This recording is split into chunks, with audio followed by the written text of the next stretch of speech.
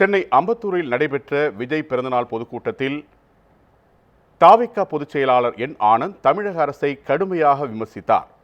விஜயின் 51வது பிறந்தநாளையொட்டி அம்பத்தூர் தொழிற்பேட்டை பேருந்து நிலையத்தில் பொதுக்கூட்டம் நடைபெற்றது. இதில் 300க்கும் மேற்பட்ட தூய்மை பணியாளர்களுக்கு நலத்திட்ட உதவிகள் வழங்க திட்டமிடப்பட்டிருந்தது. ஆனால் இந்த உதவிகளை பெறச் சென்றால் பணி நீக்கம் செய்யப்படுவதாக தமிழக அரசு மிரட்டியதாக தாவிக பொதுச் செயலாளர் ஆனந்த் குற்றம் சாட்டினார்.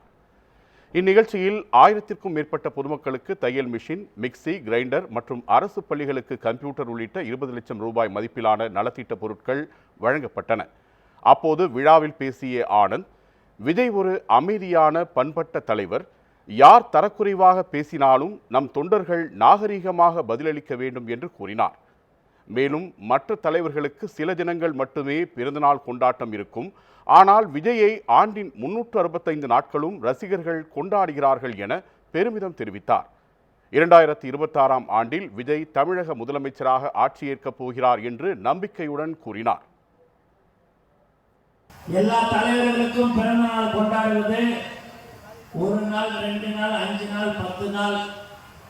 எங்கள் தலைவர் தளபதிக்கு மட்டும்தான் 365 நாளும் பிறந்தநாள் விழா கொண்டாடப்படுகிறது என்று சொன்னால் அவர்தான் எங்கள் தலைவர் தளபதி. யார் எப்பேற்பட்ட எப்படி வேணாலும் பேசலாம், எப்படி வேணாலும் தலைவரை பத்தி பேசலாம், எங்க கட்சியை பத்தி பேசலாம். ஆனால் அவர் சொல்வதெல்லாம் நீங்கள் எதுவும் திரும்பி பேசக்கூடாது, மரியாதையுடன் பேச வேண்டும். எந்த ஒரு கட்சி தலைவராக இருந்தாலும் சரி, நம்மளை எப்படி வேணாலும் அவர்கள் திட்டட்டும். ஆனால் நாம் பேசும்போது ரொம்ப மரியாதை கொடுத்து அவர்களுக்கு பேச வேண்டும்.